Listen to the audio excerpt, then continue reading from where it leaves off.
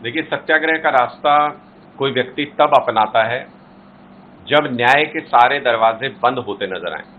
महात्मा गांधी जी ने जिस तरह से सिखाया था, उस रास्ते पर चलते हुए अरविंद केजरीवाल जी, मनीष सिसोदिया जी ने ये सत्याग्रह का रास्ता अपनाया है।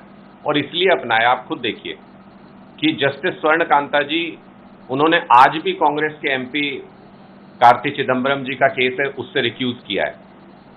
ऐसा नहीं कि वो केस से रिक्यूज नहीं करते, कुछ दिन पहले भी एक केस से रिक्यूज किया है, लेकिन पता नहीं क्यों इसी केस से उनको रिक्यूज नहीं करना है। वो कह रही है मैं ही ये केस सुनूंगी, मैं ही इस पे फैसला दूंगी।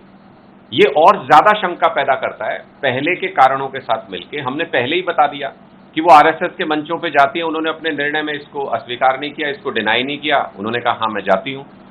वो उनका बेटा जो है, उसको सेंट्रल गवर्नमेंट के पैनल पे 5,904 केस उसको मिले हैं 23 से 25 के बीच में, जिसकी कुल फीस 5 करोड़ से भी ज्यादा बनती है। और कौन देता है ये केस? एसजी तुषार मेहता ये केस देते हैं, जो अरविंद केजरीवाल जी के खिलाफ अदालत में वकील होंगे। तो ऐसी स्थिति में न्याय की उम्मीद कैसे की जा सकती है? और ये दोनों ही फैक्ट्स को डिस्प्यूट नहीं किया जस्टिस स्वर्ण कांता जी ने, अपना 1 घंटे का फैसला जो उन्होंने सुनाया।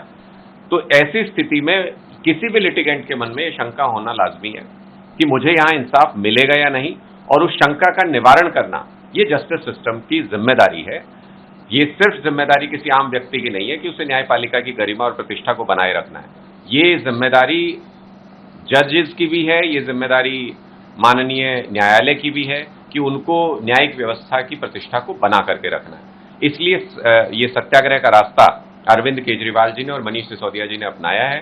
सत्याग्रह के रास्ते पर ही सच सामने आ सकता है, सच की खोज हो सकती है। और आज उसी रास्ते पर चल करके हम इंसाफ मांग रहे हैं कि जिसको हमारा केस सुनना है वो हमारे कट्टर विरोधी विचारधारा के मंचों पर जाता है। ऐसी स्थिति में इंसाफ मिलने की उम्मीद नहीं है।